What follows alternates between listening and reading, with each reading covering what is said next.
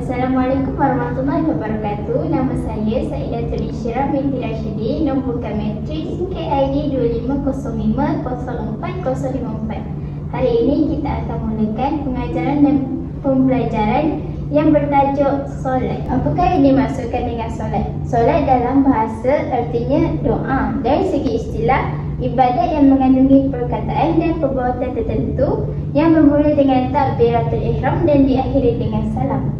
Hukum solat ialah wajib ke atas setiap mukallaf. Syarat wajib solat mengandungi 4 perkara. Yang pertama Islam, yang kedua balik, yang ketiga berakal, dan akhir sekali sudah sampai dakwah Islam. Manakala syarat sah solat pula ialah suci anggota badan daripada hadas kecil dan hadas besar. Yang kedua, suci badan, pakaian dan tempat daripada najis. Yang ketiga, menutup aurat. Yang keempat, menghadap kiblat, dan akhir sekali mengetahui masuk waktu solat. Solat mempunyai 5 waktu dan setiap solat mempunyai bilangan rakaat tertentu. Yang pertama, solat subuh bermula daripada tuluy fajar shadiq hingga terbit matahari. Bilangan rakaatnya ialah 2. Selain itu, solat zuhur bermula selepas gelincir matahari hingga masuk waktu asar. Bilangannya 4 rakaat. Solat asar pula bermula dari waktu petang dan berakhir dengan terbenamnya matahari. Sama juga dengan solat zuhur iaitu 4 rakaat.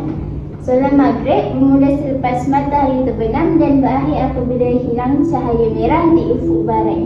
Bilangan rakaatnya sebanyak 3. Dan akhir sekali, solat isyak bermula selepas hilang cahaya merah di ufuk hingga tuluy fajar shadiq. Bilangan rakaatnya ialah 4. Seterusnya kita berpindah kepada kepentingan solat. Yang pertama, mendekatkan diri kepada Allah SWT. Kita selalu bercakap dengan guru, rakan-rakan, ibu bapa. Tetapi cara kita bercakap dengan Allah ialah dengan solat. Yang kedua, melindungi diri daripada perbuatan keji dan mungkar.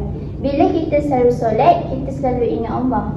Jadi kita akan dijauhi dengan melakukan perbuatan yang berdosa. Sebab bila kita selalu ingat Allah, kita akan takut dengan Allah. Ketiga, membentuk disiplin dalam kehidupan. Maksudnya kita perlu solat dengan waktu yang dah ditetapkan.